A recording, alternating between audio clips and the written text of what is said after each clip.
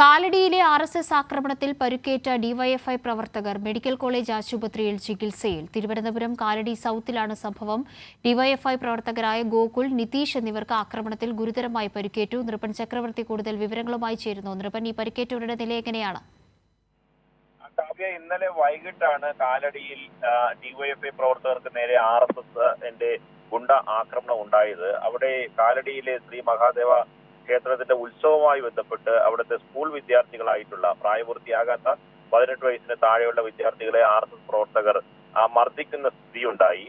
അത് ചോദ്യം ചെയ്ത ഡിവൈഎഫ്ഐ പ്രവർത്തകർക്ക് നേരെയാണ് അവിടുത്തെ യൂണിറ്റ് സെക്രട്ടറിയും ഒപ്പം തന്നെ യൂണിറ്റ് ജോയിന്റ് സെക്രട്ടറിക്കുമേരെയും ഗുരുതരമായ പരിക്ക് ഏറ്റിട്ടുണ്ട്. അവർ രണ്ടുപേരും ഇന്നലെ രാത്രി തന്നെ വൈകിട്ട് തന്നെ മെഡിക്കൽ കോളേജ് ആശുപത്രിയിൽ ചികിത്സയിൽ പ്രവേശിപ്പിക്കപ്പെടുകയും ചെയ്തു. ഈ ഡിവൈഎഫ്ഐയുടെ പ്രധാനപ്പെട്ട നേതാക്കളായിട്ടുള്ള ഡിവൈഎഫ്ഐ പ്രവർത്തകൻ ഗോകുലിന് തലയ്ക്ക് ഗുരുതരമായ പരിക്കാണ് ഏറ്റിട്ടുള്ളത്. തലയ്ക്ക് ചുറ്റികയുണ്ട്, തലയ്ക്ക് അടിക്കുകയായിരുന്നു. ആ പ്രദേശത്തെ ക്രിമിനലുകളായിട്ടുള്ള RSSകാരാണ് പ്രതികൾ.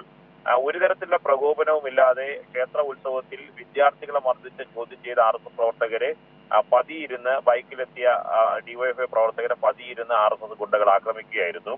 ഡിവൈഎഫ്ഐയുടെ ജില്ലാ നേതൃത്വം പറയുന്നത് മനഃപൂർവ്വം ആ പ്രദേശത്ത് സംഘർഷം സൃഷ്ടിക്കാനുള്ള നീക്കമാണ് RSS നടത്തുന്നത്.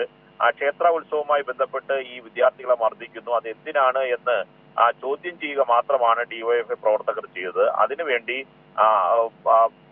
പതിയിരുന്ന് ആക്രമിക്കുകയും മനഃപൂർവ്വം സംഘർഷം ഉണ്ടാക്കാനുള്ള നീക്കമാണ് ഡിവൈഎഫ്ഐ ഈ പറയുന്ന RSS പ്രവർത്തകർ നടത്തുന്നതെന്ന് ഡിവൈഎഫ്ഐ തിരുവനന്തപുരം ജില്ലാ പ്രസിഡന്റ് അനൂപും ജില്ലാ സെക്രട്ടറി ഷിജു ഖാനും ആരോപിച്ചിട്ടുണ്ട്. ഈ മൂന്ന് പ്രവർത്തകർ ഇപ്പോൾ തിരുവനന്തപുരം മെഡിക്കൽ കോളേജ് ആശുപത്രികൾ ചികിത്സയിൽ തുടരുകയാണ്. കാവ്യ. ശരി, നൃപൻ ചക്രവർത്തിയാണ് തിരുവനന്തപുരത്ത് നിന്നും വിവരങ്ങൾ നൽകിയത്.